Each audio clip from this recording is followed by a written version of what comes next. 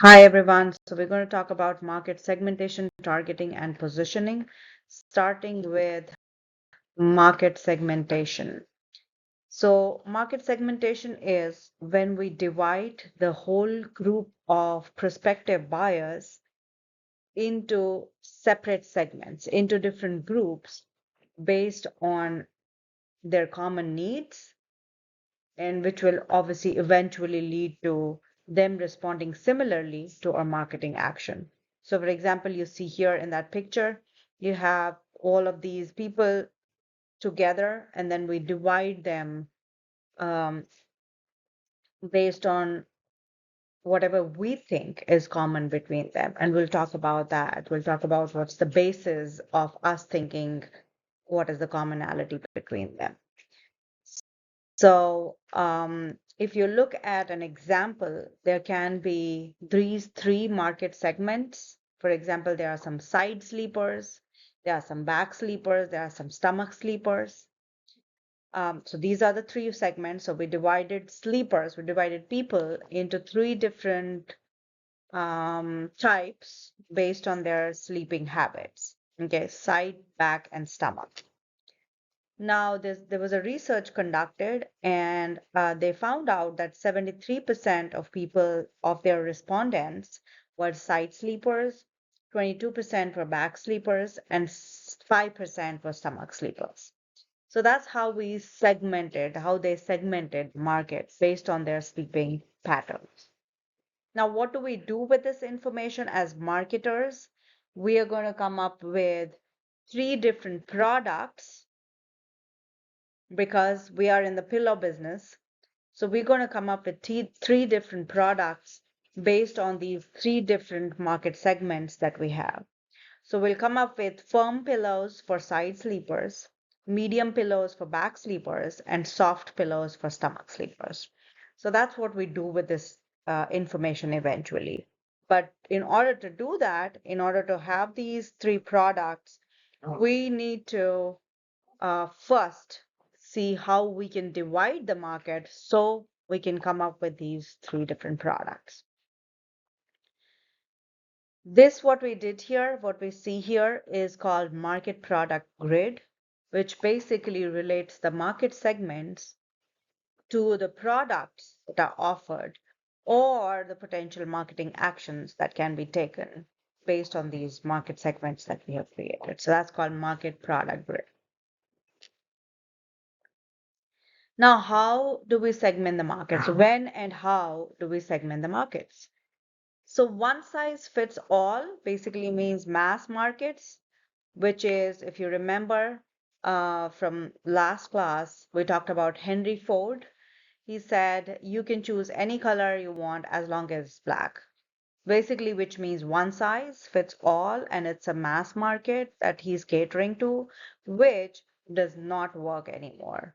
One size fits all does not work in this era anymore. This used to work in production era when we used to have less suppliers and more buyers. So it used to be a suppliers market, but now because we have buyers market, it does not work anymore. So another example, Procter and Gamble, wherein we see this is just one product, which is laundry detergent, and they have multiple brands under the same product, laundry detergent. So they have Gain, they have Era, they have Dreft, and they have many, many more. They have Tide, and these all are catered to different segments. These are made for different segments that they first created and thought of their common needs and then created these different brands for each one of those segments. And you can see that these are also priced differently based on the market segment, based on the need that the consumer has in that segment. Now there's one product and multiple market segments. So you can create one product and then offer that to multiple market segments. For example, movies do that a lot. So if you have seen Deadpool 2, if you haven't seen Deadpool 2, you still kind of will understand from the poster itself, from this description itself, it says action, adventure, comedy. So it's for people who like action movies, it's for people who like adventure movies, and it's for people who like comedy movies. So there are three different segments in here that it's catering to, which is people liking action, adventure, and then comedy movies. So when we produce a single product and we try to sell it to more than two markets, two or more markets, it's called one product and multiple market segments, and it still exists. And we also see this type of marketing or segmentation for books or movies or series. All of these follow this kind of segmentation.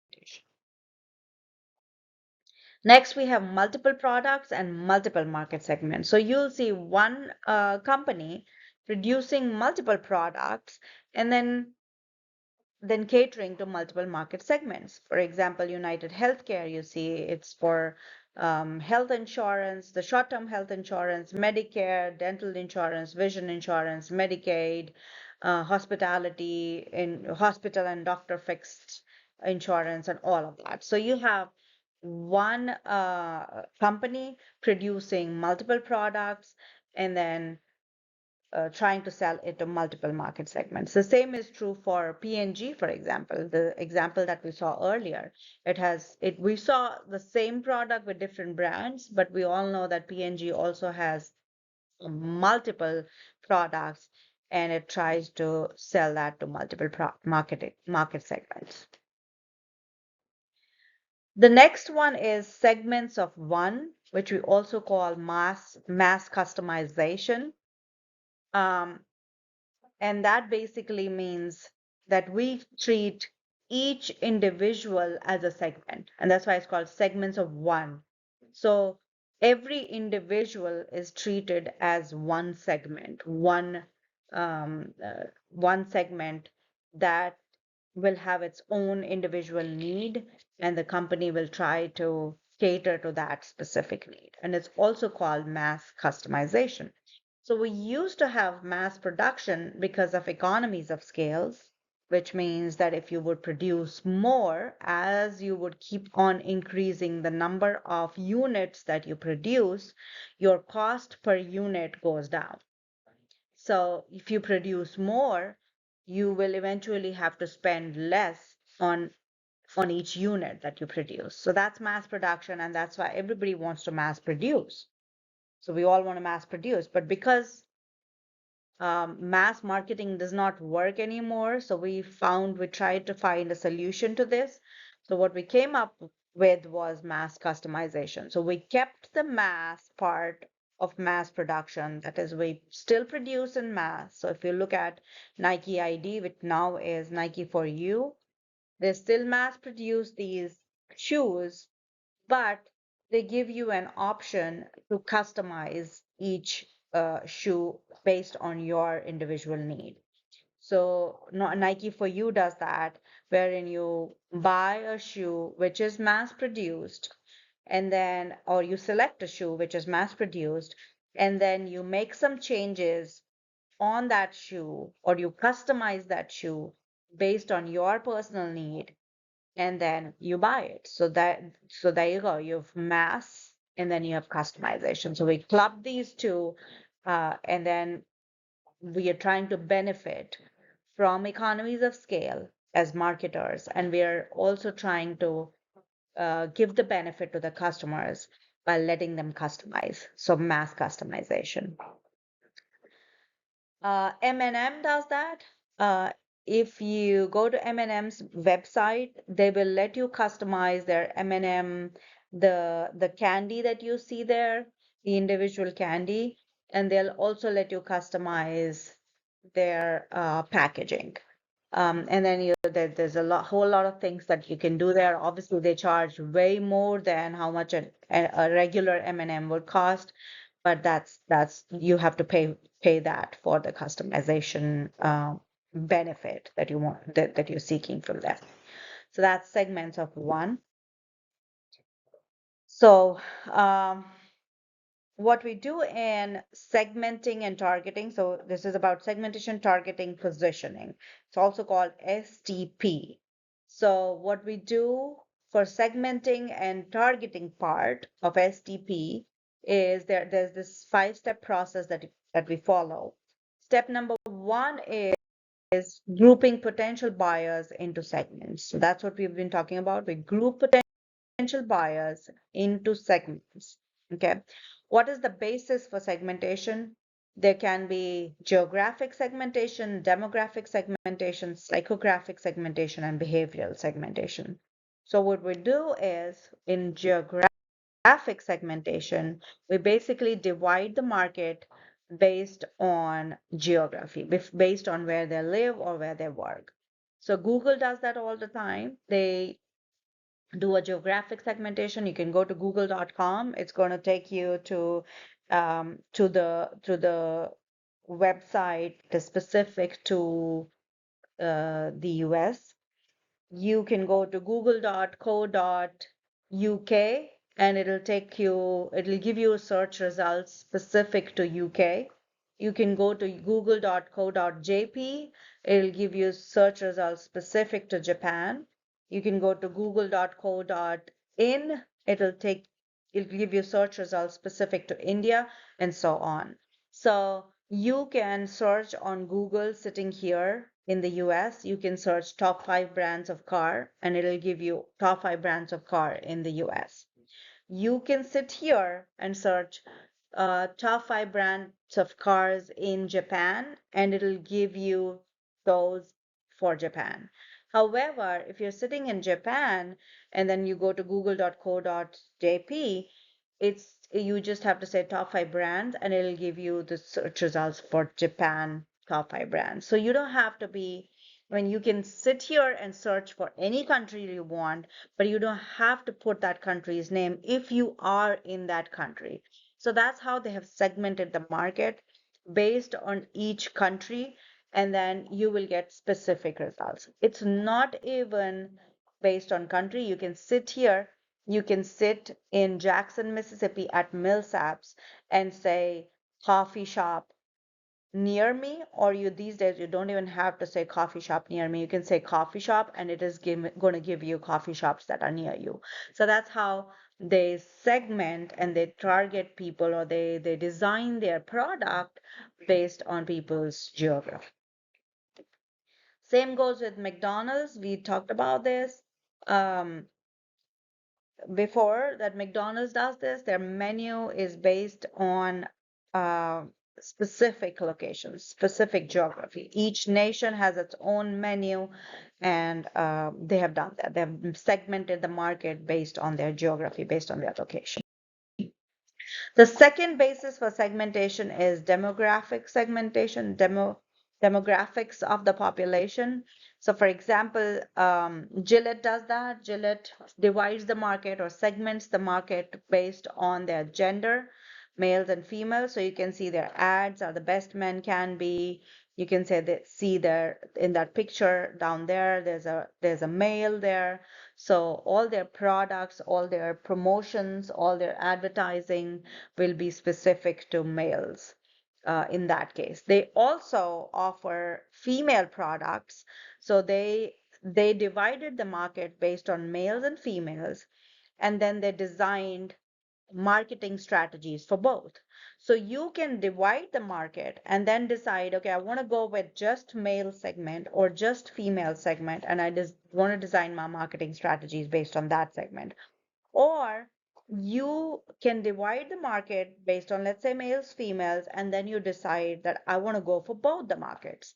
But in each of these cases, you still need to divide market based on males and females because of the common needs that these two have. And then you cannot merge them together. You cannot market to males and females together, for example, in this case.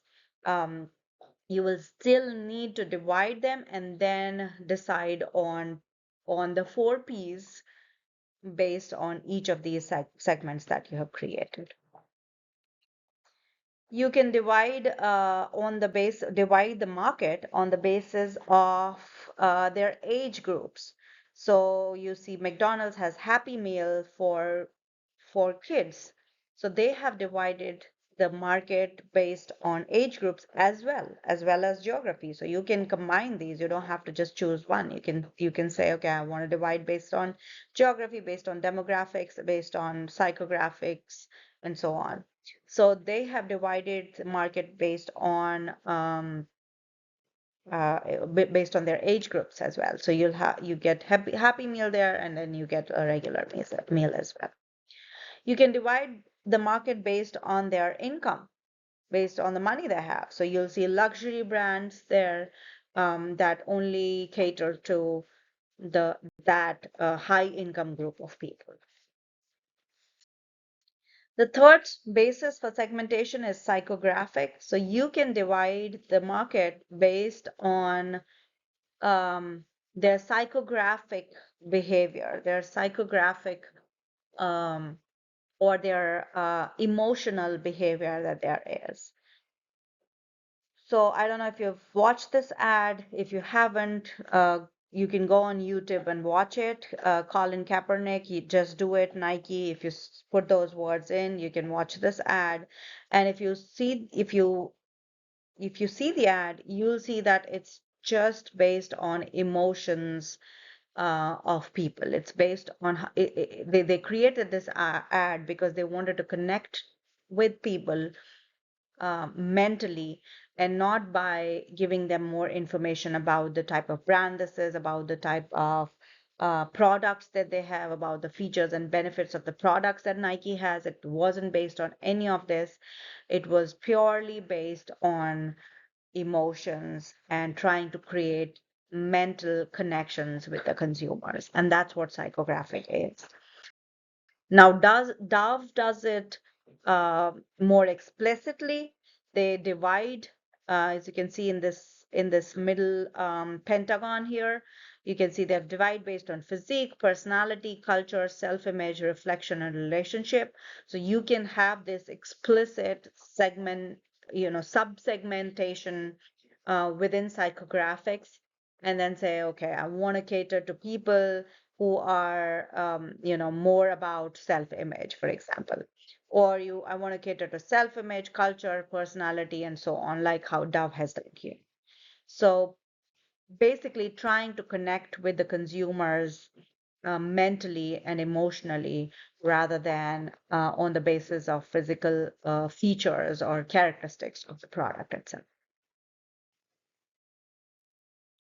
And the fourth basis of segmentation is behavioral segmentation. This has to do with the actual behavior of the consumers. How do they buy? Do they buy online? Do they buy in store? If they buy online, what are the platforms that they use to buy online? If they buy in store, what type of stores do they visit? Do they visit the retail outlets that are owned by the companies, or do they visit the outlets that are more of retailers or wholesalers and so on? Um, do people buy in the mornings more? Do people buy in the afternoons more? Do they buy in the evenings more? How many times do they buy particular product? Do it's also to do with comparing different brands and see um, what type of brands do people buy, and trying to find some connection with the type of consumer that there is. So we try to divide the market here based on their actual behavior. So once you've grouped potential buyers into segments based on any four of these, or a combination of the four that we talked about: geographic, demographic, psychographic, and behavioral.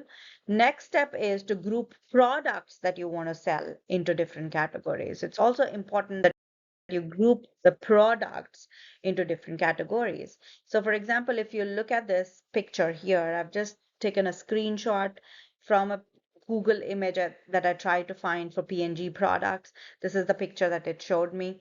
And if you look at this picture, it shows all the products, all the brands here in a very random way, in a very mixed, haphazard way. And if you do that, it doesn't make sense to the consumers. So what we want to do is we want to create groups of, sorry, we want to create groups of these products into different categories. So if you'll go to png.com and look for their brands, this is where I went. It has all these sections created. On the left hand side, you see baby care, fabric care, and so on. And on the right hand side, if you scroll down, it shows you different brands that it owns under each of these product categories. So it's very important that you also group your products into different categories so that it's sorted and it gets sorted in the consumer's minds as well, and they don't get confused with what you're trying to do here. When you do that, step number 3 is to develop a market product grid and estimate the size of the markets like we did before. We have these segments: side sleepers, back sleepers, and stomach sleepers. We have these 3 different types of products: firm pillows, medium pillows, and soft pillows. And then we try to see what is what kind of market is there for each one of these products that we have put there. So we estimated the size of markets. And then after you've done that, you select your target market. So you select out of these 3 that you have: side sleepers, back sleepers, and stomach sleepers. You're supposed to select your market. Now, if you look at these numbers, the market that you see here, it would seem more obvious to select the 73% one, right? And so on the left-hand side that you see here is the basis of or the criteria that you use to select the target market. So the first one is, of course, market size. So you see here 73%, and you would think, okay, this is what we should do. That has the biggest market size, and that's what we should go with. Yes, seems to be obvious. Yes, we have to take that into consideration. However, we also have to look at the rest of the 4. So let's say expected growth. So we also have to make sure that there's an expected growth in this market. Maybe we see 73% here, but there's a study that shows that people have started sleeping on their stomach more, for example. So the expected growth is here. So you might, even though it's a 5% market size here, but it's expected to grow. So you might want to go there. You also have to look at competitive position. The chances are that because 73% of people are side sleepers, your competition is already a lot over there. So you also want to look at that. And cost of reaching the segment. Okay, we said that stomach sleepers are growing, but how much is the cost of reaching the segment? Who are these people? Are these people easier in cost wise? Are they easier to reach or not? Is what we have to see as well. And then, of course, the last one is compatibility with organizational objectives and resources. We have to make sure whatever we go with, whichever market we select, it has to be compatible with our organizational goals and objectives and resources. So we may decide to go for just one, which is firm pillows based on its market size and expected growth and the rest of the points. Or we may decide to go with just soft pillows. We may also decide to go with both firm pillows and soft pillows. Or we may also decide to go with all the 3 segments. So when we segment the market, why I'm saying this is because when we segment the market, it doesn't necessarily mean that we only have to select a few of the segments that we have created. We can select our target market, all the segments based on our research that we have done. We can, based on these 5 points, we can decide to go with all the 3, for example, here, and that's fine. However, it is important still to segment the market so that we can design our marketing campaign around these 3 individually. So, okay. So once we look at these 5 criteria, we select our target markets or market. And then the step number 5 is to take marketing actions to reach the target markets. That's That's the final step. So we want to run our marketing campaign. We want to attract these people that fall in our market segments. While we are doing that, we also have to keep an eye on competition because our competition is doing the same thing. So that's why we have to keep an eye on the competition. That's one of our external environments is competitive environment. We have to keep an eye on them and we have to see what they are doing so that we stay in the business. Okay. So that was about segmentation and targeting.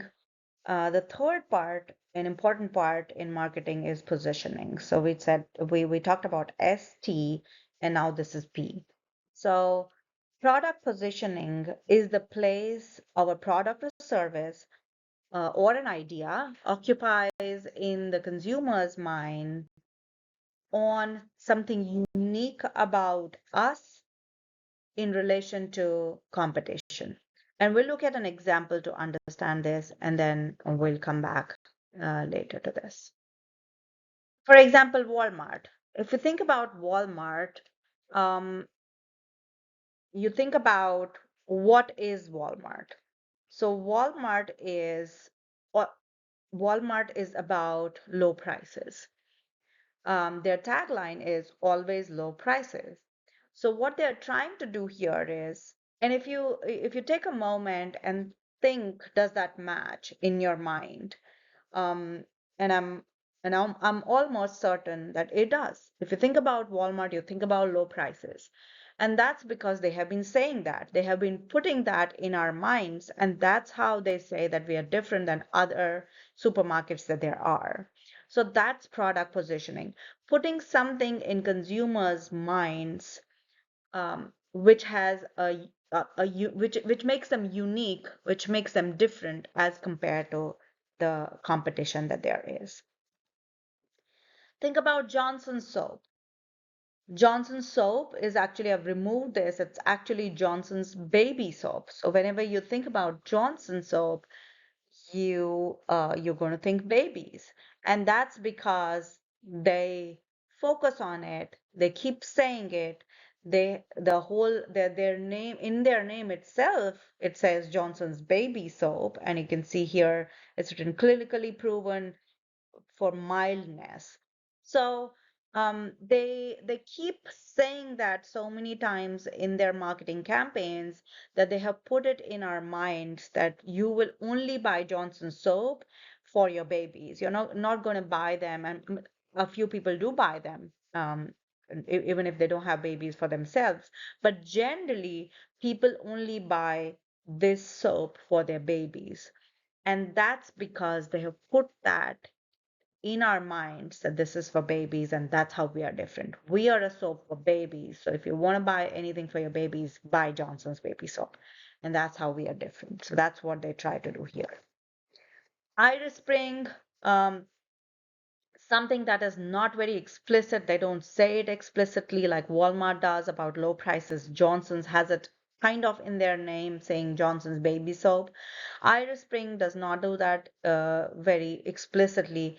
I don't know if you've heard about this brand or not. Even if you haven't, if you just look at this picture, the sense that it gives you, the packaging that they have here, the sense that it gives you is about freshness. They actually say clean and fresh here, feel clean and fresh here, and that's what it is about. It says a strong smell, a fresh, clean smell, and I guess that's what every soap is supposed to do, but they are still trying to say that this is who we are. You're going to be clean and fresh, as compared to Johnson's, which says it's for babies and it has mild and tear-free and lotion and all of that.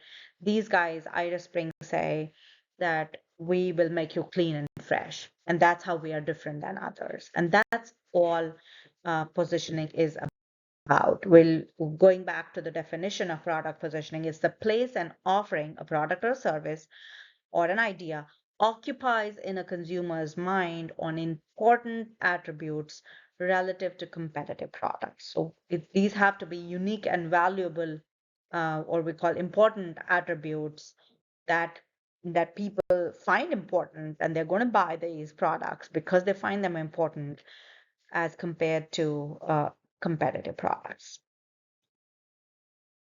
Next is product repositioning, which is basically changing the place that an offering occupies in a consumer's minds to relative to competitive products, which just means we just said product positioning is the place that it occupies, and repositioning is when we want to change that place that it has occupied. Change does not necessarily mean we want to reverse it.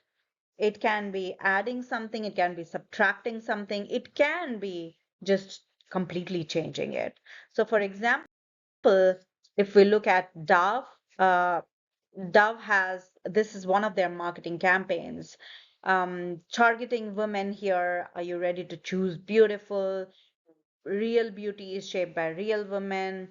Then you see softer, smoother skin after one shower. So they're really trying to target women here and trying to place in people's minds that, this is for women. It is soft, smooth, silky, something like that. So that's the image they want to create. That's the positioning that they want to create in consumers' minds. It is about soft, smooth, silky skin.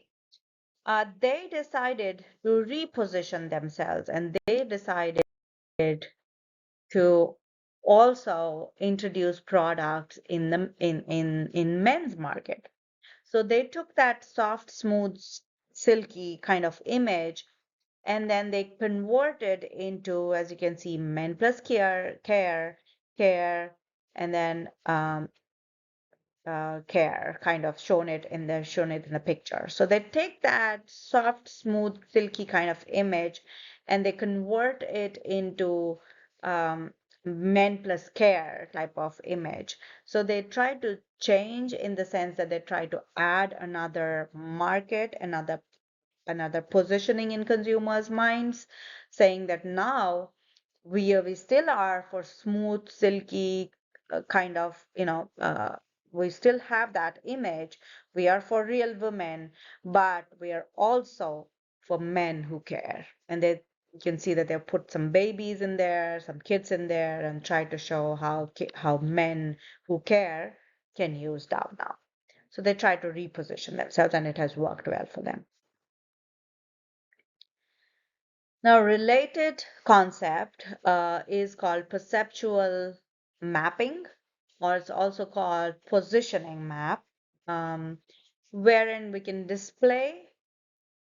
take two dimensions of a product or a brand and then try to display it graphically. So we'll try to understand this with the use of an example. So you can see a graph here. So we took two dimensions for we're trying to see a perceptual map of chocolate milk. Okay. So for chocolate milk, we took two dimensions. One is nutrition, high and low, and then another one is children's drink or adult drinks. So those are the two we have taken, nutrition and then children slash adult. And then we plotted them on a graph, and then we tried to see different drinks based on their nutrition perception. It's all about perception, not really what their nutrition value is, but about the perception of nutrition being high or low on nutrition, perception of them being a children's drink or an adult drink. So you can see regular milk is high on nutrition, is in the children's drink section. Okay. You can see tea is towards high, and then it's in the adult drink section. You can see coffee is low on nutrition, and then it's on the adult drink section. Fruit flavored drinks, low on nutrition, and then children's drink section. How about chocolate milk? Chocolate milk used to be towards high nutrition and then a children's drink. However, now the product has been repositioned. It's not a brand that has repositioned. It's the product, which is chocolate milk, that has been repositioned by brands from a children's drink, lower nutrition, to high nutrition adult drink. So you can see a lot of brands that there are in the market these days that offer chocolate milk to adults and then market themselves as high nutrition drink. And that's in comparison to all these drinks that you see here, basically. So that's perceptual mapping when you choose two dimensions and try to map, try to place positioning, that is, place that these brands or these products occupy in consumers' minds on these four quadrants is called perceptual mapping. So that's those are our three important concepts in marketing: segmentation, targeting, and positioning. Segmentation again is dividing the market into different groups, in different segments based on their common needs, which eventually leads to us creating different marketing strategies and marketing campaigns for each of these groups.